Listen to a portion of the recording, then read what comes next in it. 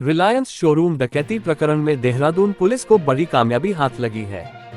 घटना में शामिल 2 लाख के इनामी मुख्य अभियुक्त प्रिंस कुमार को गिरफ्तार कर ट्रांजिट रिमांड पर देहरादून लाया गया है। आपको बता दें कि प्रिंस कुमार हत्या के प्रयास, डकैती के गंभीर अपराधों में शामिल है। इसके साथ ही यह बिहार जेल से संचालित डकैती गिरोह का मुख्य सदस्य भी है। वहीं सांगली महाराष्ट्र के रिलायंस ज्वेलरी शोरूम में हुई 20 करोड़ की डकैती प्रकरण में भी यह वांछित चल रहा था। गौरतलब है कि अभी तक रिलायंस ज्वेलरी लूट मामले में 10 लोगों को गिरफ्तार किया गया है। बता दें कि 9 नवंबर को करोड़ों रुपए की रिलायंस ज्वेलरी शॉप में लूट की घटना को अंजाम दिया गया था। एसएसपी देहरादून अजय सिंह ने बताया कि पुलिस का प्रयास जल्द से जल्द गैंग लीडर तक पहुंचना है, साथ ही माल को बरामद करने का प्रयास भी लगातार किया जा रहा है।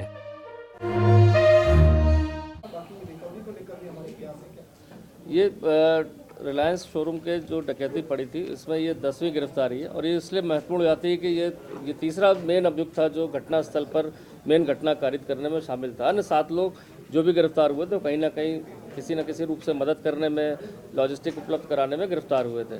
तो प्रिंस की गिरफ्तारी बिहार उपरांत, जिसको ट्रांजिट रिमांड पर लाया गया यहाँ पर, और जो उससे जानकारी की गई उसमें यही पता चला कि 4 अभियुक्त जो इसके साथ में थे वो बिहार से कार द्वारा चले थे और अम्बाला में उन्होंने गाड़ी चेंज करी। अम्बाला के बाद वो विभिन्न रास्तों से मोटरसाइकिल, जो वाहन लूट के अरेंज किए गए थे, चोरी के अरेंज किए गए थे, उनके माध्यम से ये हरिद्वार के गेस्ट हाउस में पहुंचे और वहां के बाद कुछ लोग अलग चले गए, 2 लोग वहां रुके थे और घटना से पूर्व एक दिन पहले रात्रि में ये सभी 4 लोग इकट्ठा होकर और अलग अलग वाहनों से यहाँ घटना कारित करने आए थे।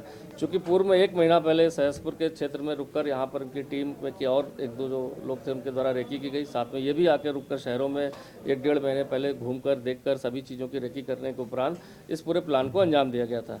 अब इसकी गिरफ्तारी के उपरांत जो हमें और अन्य प्रांतों से जानकारी मिली थी, उसमें जून के महीने में सांगली महाराष्ट्र में भी इसी तरह की एक डकैती पड़ी थी जिसमें ये वांटेड चल रहा है। तो देखा जाए वहाँ की पुलिस को भी इन्फॉर्म कर दिया, उनसे पूछताछ के लिए वहाँ की टीम भी यहाँ पर शीघ्र पहुँच जाएगी और नियमानुसार अपनी कार्रवाई करेगी।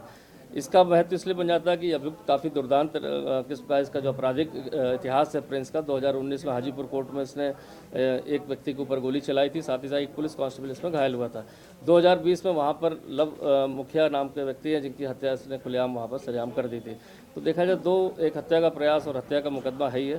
साथ ही साथ महाराष्ट्र से भी वांटेड चल रहा था और हमारी डकैती में ये प्रकाश में आने के बाद इस पर 2 लाख का इनाम भी पुलिस मुख्यालय द्वारा डीजीपी महोदय द्वारा किया गया था, इसकी गिरफ्तारी हुई है। तो देखा जाए जिस तरह से अदर स्टेट्स की घटनाओं को अगर हम एनालिसिस करते हैं और अपने स्टेट की घटना को एनालिसिस करते हैं, उस हिसाब से हमारी टीम ने काफ़ी अच्छे तेज़ी से इसमें काम करते हुए पूरी तह तक इसमें नाम के साथ साथ गिरफ्तारियाँ भी की हैं।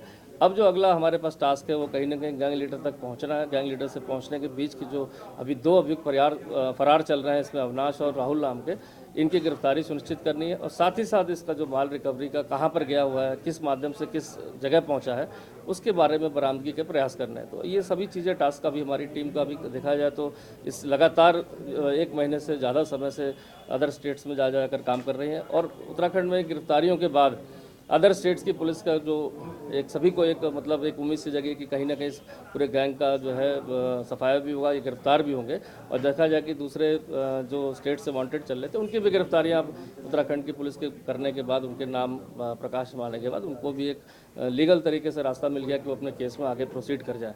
तो मुझे लगता है कि बहुत ही महत्वपूर्ण गिरफ्तारी थी। 2 अन्य अभियुक्तों की गिरफ्तारी के प्रयास जारी हैं जो घटना में शामिल थे, जिन पर 50-50 हज़ार का इनाम पूर्व में घोषित किया गया है और साथ ही साथ इस पूरे गैंग के मास्टरमाइंड उसको कहीं ना कहीं लीगल रूप से अब यहाँ पर वारंट बी पर लाकर उस पर आगे की महत्वपूर्ण पूछताछ और जानकारी की जाएगी।